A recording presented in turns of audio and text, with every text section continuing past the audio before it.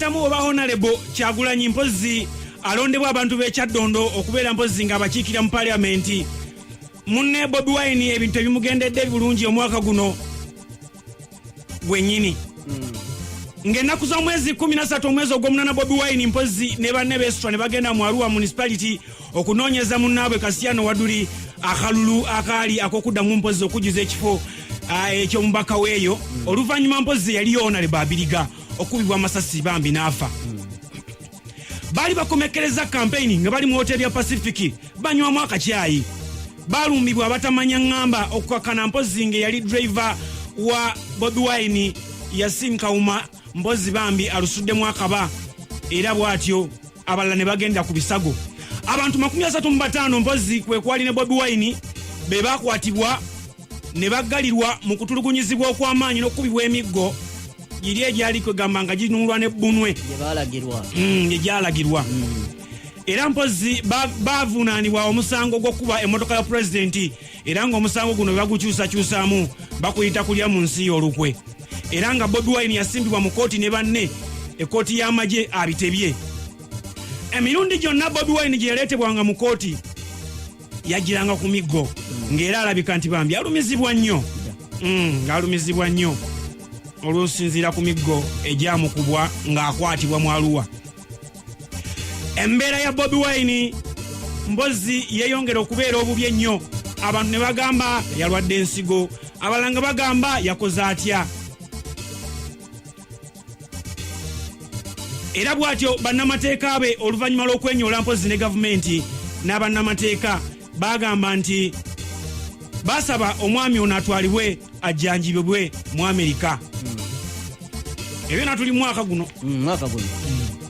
Wabula bambi kyatwalirako akabanga kooti okukkiriza omwami ono. Oluvannyuma yakkirizibwa agenda abeere mpozi ng'afuna obujjanjabi mu Amerika. Wabula yali ava mu Arua okudda e Kampala. Ku makubo kwe yali ajayita kwali kuyiseeko mpozi kwaliko abantu be abawagizi baali bamulindiridde era nga bano mpozi mwe mwali n'abaali basajja abaali bayimba obuyimba nga bwe bamulaga nti bawagizi be nnyo nga bamugamba nti oli waffe nnyo naye nga ku miggo tebabaayo.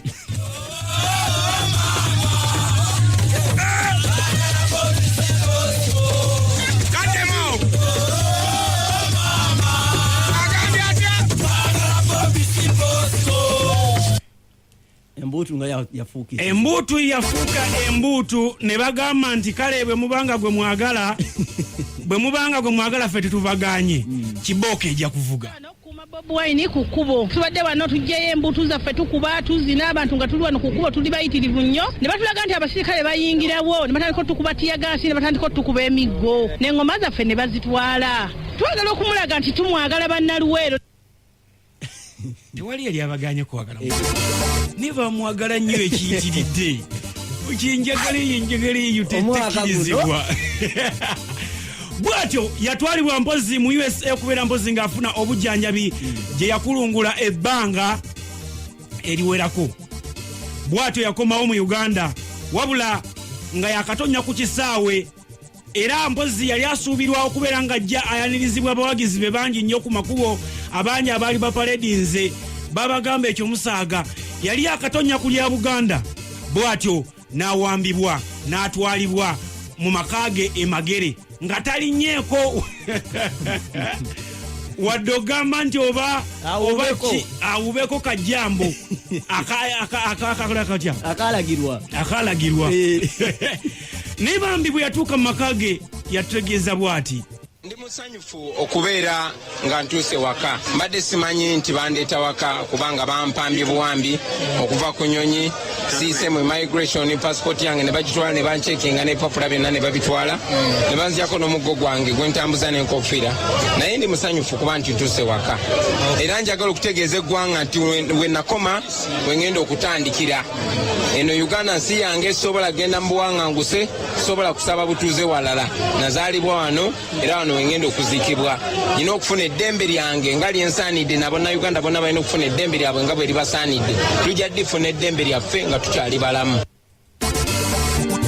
bwatyo Bobi Wine we yatutegeeza kasookedde akomawo Bobi Wine abadde atundanga keeki eyo eya mukyala wotto era bannabyabivulo oba abategesi b'ebivulu bangi badde bamwepikira nga baagala okumutegeka wabula ebivulu ebisinga bibadde bigwa butaka era nga mpozi ebivulu byonna ebize bimulangibwamu bize biyibwa era nga mpozi abategesi abasinga omwaka guno bakaabye nnyo nga bagamba nti bawanyondo ba kooti ne bamanerenda bagenda kubasiba abangi ne bazirika okusinzira ku research yaffe eya Wolokoso Desk tugenza okukiraba nga Bobi Wine omwaka guno ye muyimbi akyasinze okukolera abategesi loss ey'amaanyi era bwe twayogerako ne mwami wa Kiddawo yatutegeeza bw'ati sente bayimiriza ebivulu byange nali nguze Kamuli nali nguze Hoima ne Masindi ku mulundi guli ogwa Bobi Wine ne sente ze nali ntaddemu zaafa nali ntaddemu miliyoni 68 zonna zaasiirayo oluvannyuma lw'okuyimiriza ebivulu byonna naffe obusente bwe tubukwata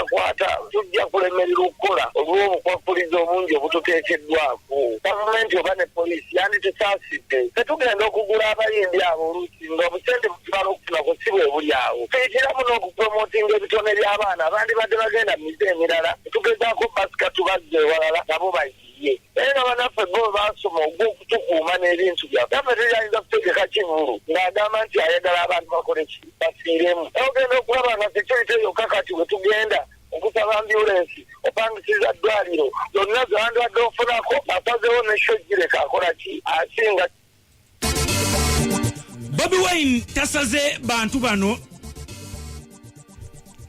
nti lwakuba bamutegesa abantu ne batajja abantu babadde ready okujja okulaba ebivulu bye naye nga biyimirizibwa olw'ensonga nti bagamba mbu abategesi be babadde tebatuukiriza bisaanyizo bya poliisi era bamu ku bantu babadde bajja balabibwa ku mitimbagano nga bagamba bwe kibanga ekyannamboole kiganye tutegeke ewalala ne balumba Busaabala yasooka ye n'ayitawo naye nga bategesa abadde bategeke ewalala babadde bagamba nti ebyo tebijja kukola era bwe batyo beekunga nga bakulembebwamu Abitex Musinguzi ne batwala ekiwandiiko wa sipiika wa palamenti omukyala Rebecca Kadagan ne bakimukwasa nga beemulugunya n'okulaga obutali bumativu ku nsonga za Bobi Wine okumugaana okubeera mpozi ng'ayimba mu bivulu bibategese ne bagamba nti tetujja kukomaakwa ekijja kijje omwami Ochola ono ne banne be bavuddeko obuzibu IGP nabo ne babakuba mu mbuga era bwe twogera emisango giri mu kooti omwaka guno gwennyini nenga waliwo n'esitepu endala ey'amateeka etambula eya IGP yawawaabirwa ebivulu bye yayimiriza IGP ani yamuwaabira IGP ebivulu bye ebyayimirizibwa ebyateekebwa Emma Promotion n'abalala nono omukyala we Natawuka babasaavingi Asumani Mugenyi balubanira ku mutimbagano kwejibalaga Asumani Mugenyi nono webikwekwe Asumani Mugenyi si webikwekwe ne assistant we Sabiti eyo neera inetambula awo tuwadde tukyali owulidde mwami Kakala olira taata tukyagenda mu maaso mwaka guno gwennyini ensonga za Bobi Wine zaava kubeera mpozi nga zitambulira mu mbeera eryawo nga erumya omutwe abawagizi abasinga ne bava ne bagamba nti waakiri tegeka bandi yo giteke kabalazako ku kashedi oteeke Facebook live otuwe n'ennamba ya mobile money tubeere nga tusuula okwa akasente tukulage nti tulina bawagizi bo naye abawagizi abamu bwe twatuukiridde oba bwe twatuukirira omwaka guno gwennyini batutegeeza bwe bati Nze Kasumba Gerard amanyiddwa nga Kyuma kya Yesu. Pozi nze kyenjogera ku bivulu bya Bobi Wine. Obwo gavumenti eraze butiitiizi. Kubanga era byaddala nga mutuufu bw'anaaba nga ategese ekivulu. Abavubuka bangi bagenda okukyusa ebirowoozo oba kale mu njogera ennaku zino okubabuusa. Kubanga mutuufu bw'oba nga otunulidde ddala Bobi Wine ekintu kyayogerako bye bintu ebiruma bannayuganda. Okusookera ddala mu nnyimba ze yayimba yalinganga omulanzi. Amaanyi okusookera ddala Zekkaya Bulamedi Mayor to be Matete Town Council. Bobi Wine sooka musajja afuuse w'amaanyi mu ggwanga muno era munabyabufuzi ow'omulembe gwe twekutteko ffe ng'abavubuka gwe tulaba agenda tutugusa ku kye tunoonya mu maaso okuyimiriza ebivulu bye bakikola lwa butamanya na kutya kuba bakimanya ebivulu bye atumubulazinga ne tujja ne tumuwagira era kyekiseera twekwate wamu ng'abavubuka tulwanirire eddembe lyaffe era Bobi atugamba twebeereremu mukubagamba okweberera mu ndowooza wakitegeera waliwo bakitaputa obulala ne tulowooza nti Busaabala ya Ssebo Boxing Day anaabaayo. Jjukira Busaabala abadde avuganya ne Kiwaatule Mutima gwa Zaabu. Era bibeera buli mwaka. Era nga bibeerayo buli mwaka byonna nga bibeerayo byombiriri. Mwami Kakalaamu ajatuwa ekyafudde ebwa Ekiwaatule. Nze kantwala oludda luno olwa Busaabala okusobola okubalansinga story. Akasirikiriro. Tusirikiremu. Kabadde. Bwabadde mpozi ng'obudde bwa kiro ssaawa nga 6 Busaabala n'alumbwa abatamanya ngamba. Ne basalako ne batandika okubeera nga bagamba abaali bategese n'abawanise stage na buli kimu emizindalo ndibike ku ttaka. Era bwe bityo byassibwa ku ttaka nga teri kubuuza lwaki tussa ku ttaka, teri kibuuzo lwaki bika ku ttaka. Naye nga bo ensonga ze bawa nga bagamba nti Bobi Wine n'abategesi be balemereddwa okutuukiriza mpozi ebisaanyizo ebyokubeera nga akola ekivulu nga byonna poliisi bwe yali ebirambise. Wabula ye Bobi Wine agamba bw'ati. Mpulira bubi nnyo si lwakuba nti nze ng'omuntu sigenda kukola, naye kubanga abantu 10 tebagenda kukola mirimu gyabwe, kitegeeza nti famire zaabwe tezigenda kufuna byetaago bye beetaaga, kitegeeza nti bagenda kuba nabo buzibu okuzaayo abaana mu ssomero. Kibi nnyo nti poliisi esazeewo okwenyigira mu bumenyi bw'amateeka oluvannyuma lwa paalamenti okuyisa ekiragiro nti tukole emirimu gyaffe kinawadda, era poliisi evuddeyo neeyisa olugaayo mu paalamenti netulemesa okukola newankubadde tulina teeka litubadde tumenya, neja nekola effujjo wano ne bafuuyira abantu tiagas ne bagala enguudo zonna ezijja wano, kivulu kyaffe ne bakisazaamu. Bw'atyo mwami Bobi Wine agamba nti newankubadde yagaaniddwa okuyimba mu ye Ssebo Busaabala, agamba nti tajja kuzikiza akyagenda mu maaso n'enjiri ye. Tunaabiwulira. Ffe tetugenda kuwanika, tuligendagenda maaso nga tuwakanya ebikolobero ebyo ebikolebwa ku bantu, naye kinkoze bulungi nti kyongedde okulaga abantu bye tubadde tubagamba bulijjo. Kati buli omu akiraba nti abantu abatufuga bamenyi b'amateeka, bo bafuba kulaba nga batufugisa mundu, bakozesa ttemu, bakozesa bumenyi bw'amateeka, ebintu byonna ebitakkirizibwa. So ffe ng'abantu tulina okwebereramu ne twekyusiza embeera ffe nga ffe, ate nga tusobola okikola, ate nga tugenda kikola. Mbadde maze emyaka 10 nga ntegeka ekivulu kino nga buli 26 Desemba tubeera nakyo, era twayise mu mitendera gyonna gye twadde tulina okuyitamu, era kibadde tekimenya amateeka mu ngeri yonna. Omwami Moses Sali Bebe Cool yavuddemu omwasi kasookedde akomawo okuva e Bulaaya gy'abadde, n'agamba nti ekivulu kya Bobi Wine okugaanibwa kyavudde ku bategesi butatuukiriza bisaanyizo by'abasabibwa. Ye abaffe ye nga temuvangayo kwogera ku bucupa obwamukubibwa amaze emyezi 3 nga takola, mwe mulowooza ye talina famire yakuliisa? Mwe mulowooza ye talina baana balabirira? Bivulu bimeka byagaaniddwa okuyimbya atayimbye oluvannyuma lw'omukuba obucupa? Kiki kyemuliko Kakalaamu? Lwaki mukuba mulaga oluuyi? Omuntu sajja bamugaana okubeera ng'ayogera ku byobufuzi mu shozi ze, yayogera ku byobufuzi. Lwaki ayogera ku byobufuzi nga yagaanibwa? Ebyo byonna bigambo bya Moses Sali. The issues surrounding him. If you have been told not to politic on a concert, don't politic. So if you politic, for me I can politic because I'm a civilian. It's my event. I'm not a member of parliament. I'm not a government official. I'm not a politician. But if you have laws that you're supposed to abide by, I think you people who report these things, we need to be serious on this. I have not performed for 3 months. Where have Ugandans been? Why didn't Bobi Wine condemn people for throwing bottles at me? Entire Ugandan, don't I have family to feed? Do you know how many people feed on Bebe Cool per concert? 3 months of Bebe Cool not performing. How comes you're not putting that as an issue? Am I a foreigner?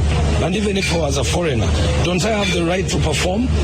Why do you stand today to say that it is so? Is he any special that he's supposed to perform Bebe Cool? It's okay for Bebe Cool not to perform, but it's not okay for Bobi Wine not to perform. Twatudde ne tunoonyereza omusajja ono bw'abanga performinga wa waayimbira ku byobufuzi munnaye ne tugwa kayimba kano. Agawala tumutyabuti naye nga twakunganya omusajja tumutwala atalinnya. Nambe tumutyabuti naye nga twanyize. Laba wano bwe tuli tumutyabuti naye nga twakunganye. Yimba wange tumutyabuti naye nga twakunganye. Buno obusajja tubutyabuti naye nga twakunganye. Buno obusajja tubutyabuti naye nga twakunganye. Ono ye Wolokoso. Wolokoso mu weekend taxi. Wolokoso mu weekend taxi. Wolokoso mu weekend taxi. Savugiddewa. Ani gwe bakutte nani? Ani yaku tuza kunywera Coca-Cola mu kyalo. Obuntu bw'obwire bw'okuba hamwe banyaruganda twena n'abanyamukago okusheka hamwe tukarya hamwe tukanywa hamwe hurra rukunde ejo ntubendeza n'ebiniyika banyaruganda twena tushemererwe tujaguze tukundane taste the feeling Coca-Cola Christmas Shanjaza amashemererwa g'ebiro bikuru na Coca-Cola Santa Pack aha mutwaro gumwe n'10 zonka notunga ebicupa 2 bya lita 2 ebyo kunywa cyone kikorwa ba Coca-Cola ecyorasime HP ya lita imwe ya Minute Maid HP 2 za Fuse Tea eza mirita bina na nekirabo cya Christmas ecyabusha hatoko niko kutunga muhendo gwa sente z'uwashoboza na Coca-Cola Buff the Christmas na Coca-Cola.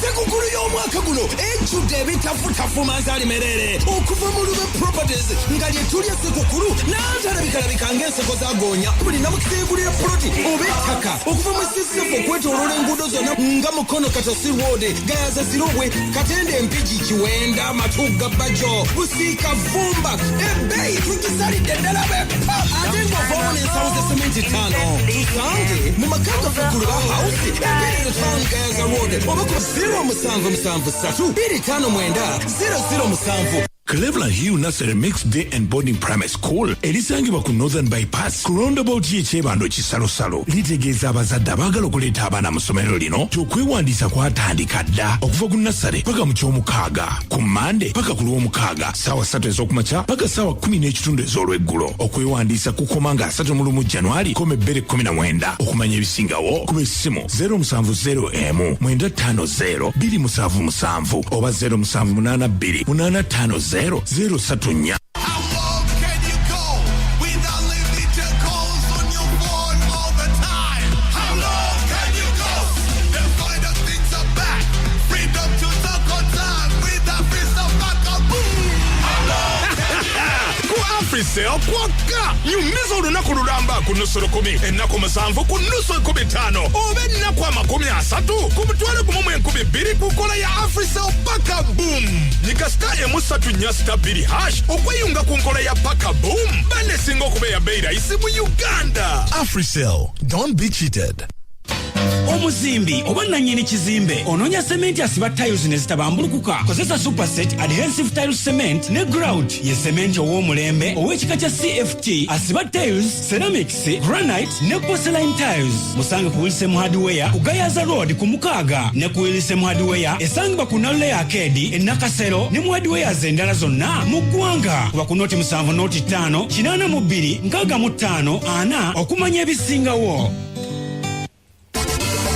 Okay, buterevu oli kushenda musava kasasa tufemo mwafa Radio Simba empologoma enunje edemba abantu bekala jimpozi kulisoko omwaka temusiwa album performance yonna n'abayimbi bono muri Chris Evans okweto muzika Master Parrot Lana Sophie Tony White Anita Kasujja n'abalala bangi nyompozi ate ayekayunga Mayor's Gardens kids party temusiwa abana mbaleti bafune face painting bazanyire ku bouncing castles mpozi ate kiro endonge etojire bulungi nnyo okuyingira 15,000 13,000 abato eriwa mu kayunga wafe kayunga na lino nejuzi.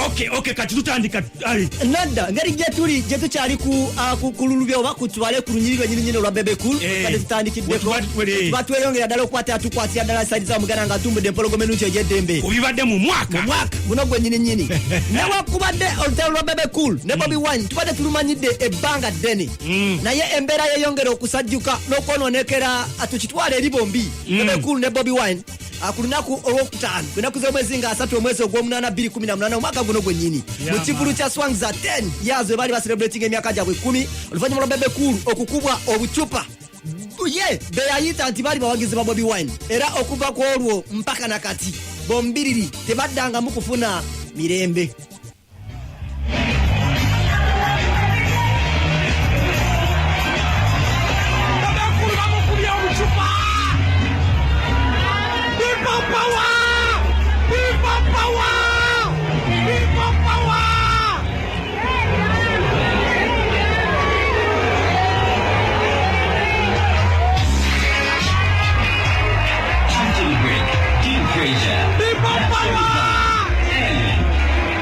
Okay.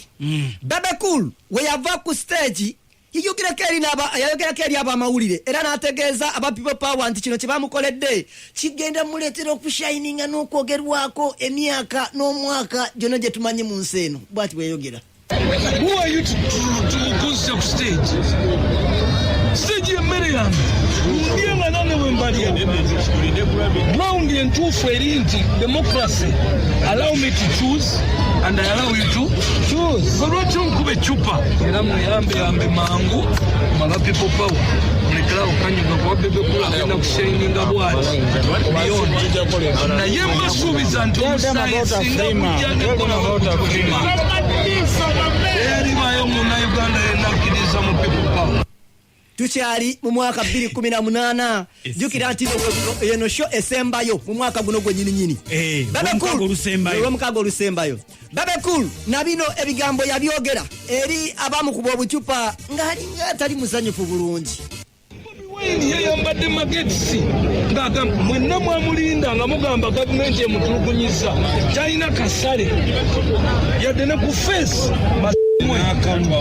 kyokka muli pipamanyo leta kasale munfudde ki awo ezo ecupa mbadde njagala zijje nga miliyoni naye lwakuba mubadde nga mutwalo ecupa miliyoni emu yakufa musika omuntu omu mu famire yange naye kyenso okugamba ulira kyenso okugamba wowuliraka wabadde ojasirinya yakakalamba. Okay. Abasinga tebamanya ati Bebe Cool ebyo bigambo ebimu bye mwawulirako nti bimu ku bigambo ebigenda osembayo okwogerwa eri gyali bwe batyo Bebe Cool yasirikamu okumala ebbanga bali ya myezi ng'esatu oluvannyuma abasigalawo oba abaali bageza kubate nga oluvannyuma n'agenda ebulaayi eyo era n'amalayo ebbanga.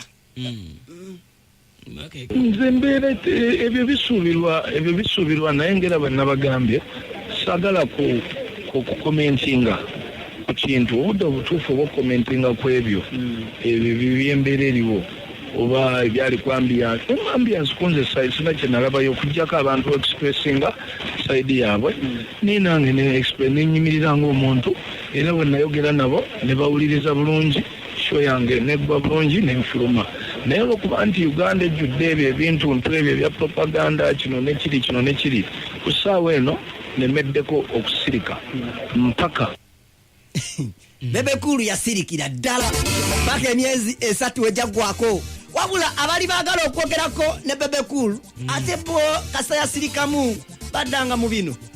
By the way, ekintu kino Bebe kyotandise okukola okumbulookinga ku social media zo kibi nzaaliwo okubuulirira nze asigaddewo okubuulirira toli Jack Chan tonkuba tteke tonnemesa toteekayo biwagi okitegeera ndeka nkunnyonnyola ensonga nga bwe ziri tongoba don't chase me stop blocking me on the internet nze am your man ndiwo okuyambako ng'ovudde ku course oba okitegeera ndi musomesa muganda wange bwe nkuwa notice ozikolanga okitegeera ate nakuwaho omwaka tewamugoberedde kati wulira biwazzeemu omusajja awenyerera bwereere talina kiyaba oli dokita w'amagumba gwe dokita magumba ani yakuwa obwa dokita who made you a doctor tokiddanga musitwagala kulaba bintu ebyo Mwami Bagonza Epas yasigala atinkuula n'okusajja Bebe Cool bakiranga ye asirise kye yakola neyewa obwa advisor nga wowulira wano Since I am the GOAT, I would love to advise Muzukulu to be wise next time and leave stage when asked by majority. Because that is democracy. Bw'omuntu akkiririza mu democracy, olina okumanya nti it's about majority. Abangi bagamba vaayo stage jamuke.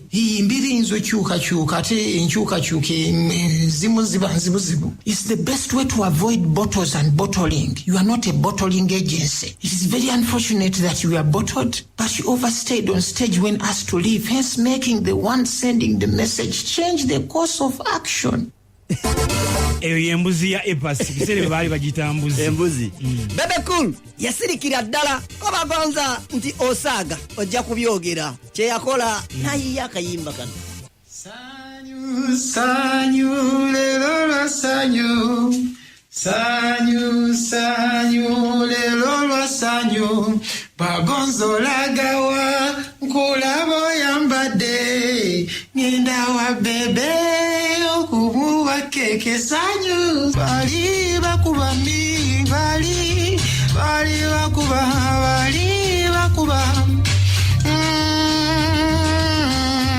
mukimanyi mbagala nnyo naye embeera mbatya nnyo buli kadde lwemba gwako obucupa nga bukubagana nnyo ibambi mbeeguya nnyo naye olumu mukyusa emizannyo mbasaba temufuuka abayaye ne mukonawo obucupa bali bakuba.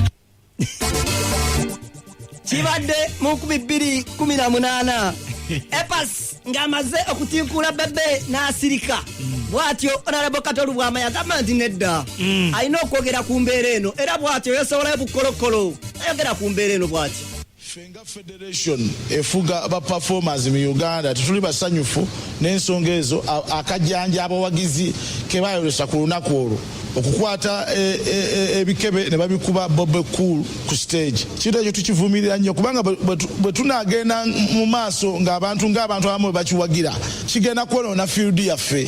Field yaffe ezenga ebeera ne ba star ab'amaanyi ba Paulo Kafeero ba Sebatta ba Jimmy Katumba ba Peterson Mutebi bangi ababadde ab'amaanyi ennyo abadde bazenga bakuba ebisaawe ebyo naye abawagizi tebakolangako kajjanja nga ke bakola ku lunaku olwo. Obuyaye bwammwe wadde nga muba mutusasudde sente emitwalo 2 mba temuguze bulamu bwaffe bwonna mba temuguze industry yaffe kugimalawo n'olwekyo akajjanja akasukkiridde akajjanja abawagizi ba Bebe Cool akajjanja ke mulina akasukkiridde abawagizi ba Bobi Wine akajjanja akasukkiridde ako ke mulina okakumako nga mujja mu show zaffe.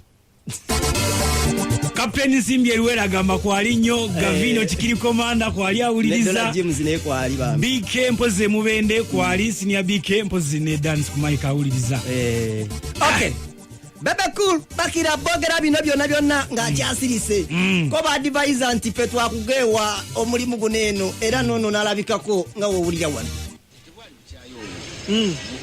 Boshika bwali bwagazi Bebe Cool bamwagala nnyo kugamba ate ne bayitawo gaba bisere bisingo ndo omuntu kwaba kwagala nnyo n'okola ensobi abano bakese bijokoze yasoka babona bakasukira Bebe Cool obucupa badai hadi zibi basingo mwagala abo sigi basinga they are the best friends basingo mwagala badai hadi zibi bakasuka obucupa obukebo bukuyika ku stage nekesi ekijamba ko butano na sente kumwanya bucupa mu kisaalo bakoledde eri bakibayamba bakukumwanyiza mu kifeeki ku stage Bebe Cool oluvaako kesi engeje buyola ku stage kusinga bunabera nga busasala mu kisaalo. Amoti advisor Amoti yeyongera okunoonyeza Bebe Cool amagezi era bwatyo na kino yakimuyiyiza sebo yali amu security sagala agimbira akushazi sazeemu ngajja zikola ndaba nakiwulidde ekyo kyampisiza obulinyi nengamba bambibula soka bipoyesemu kuluma mugamba sokolera kisinge soko okulira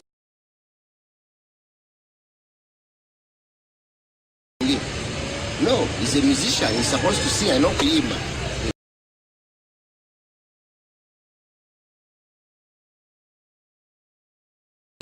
Singazi ne New Amalula Production twasaze tuga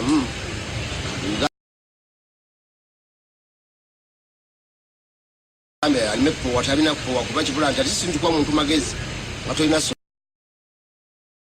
distribution yakikola naguze element later namugulidde element Bebekulu abenga akisibwa alumba ku stage aseko element akuba abantu omuziki stage kyemanya ira ne bounce ina mufeke yino uli ya bebe ya bounce akuba abantu omuziki.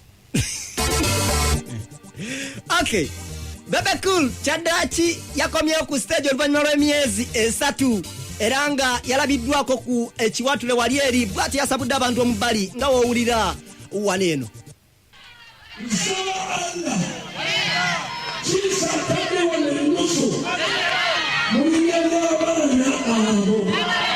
abatalina ssente abazadde baabwe bensabye nti tusasule school fees nsaba Allah mu buli muntu yenna ataddeko ekituli akugizemu emirundi 10.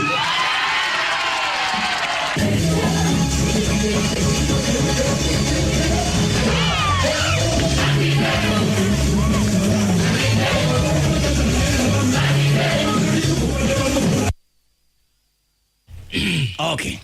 Webityo webibadde ebya Bebekulu mwaka 2018 atenga bikyagera mas nekirudu yakuteye ebintu ebikozesebwa mu lwaliro era kale wanono tugenda kudduka ku speed ekya waggulu nnyo kubanga bingi nnyo atenga kukisembyayo mubadde buvunanyizibwa bwaffe okusobola okubatenga tubateekamu oba oli amusobola okukwata mu bitegeera ddala bulungi nnyo ng'ennaku z'omwezi 25 sula omwezi gwali gwa January 1995 abaaliwo tebakirowoozaako nti omukyala Jane Kasubo omwana gwe yali azadde ebiseera ebyo yali abimanyiddwa nga Nakintu gye Ssekibogo Moses mu 2016 weerituukira alifuuka Moze Radio era omuyimbi wabula Moze Radio yafuuka ennyo omukwano gw'abangi mu mwaka gwa 2008 oluvannyuma lw'okwegatta ku muyimbi amanyiddwa nga Dagala Seguya Mayanja aka Wizo Manizo ne bafuuka Good Life Crew bwe batyo ne bafulumya oluyimba lwabwe olwasooka olumanyiddwa nga Nakudata.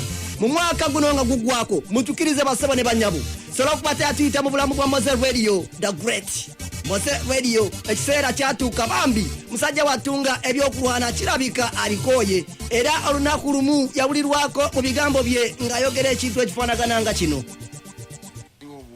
N'omusalako okutu nafendo y'omuganda wandwadde oyo mwesanze ne kamino temwekwata amatayi n'akutomeyo wamenyesa omukono tolubulamu ki naffe twaga kubeera example kubana obutobo obutulawo butwagala ennyo kitegeera olwanira music omulaba instrument yesinga okuba powerful kubanga oluyimba omuntu alukola awo mukisawo.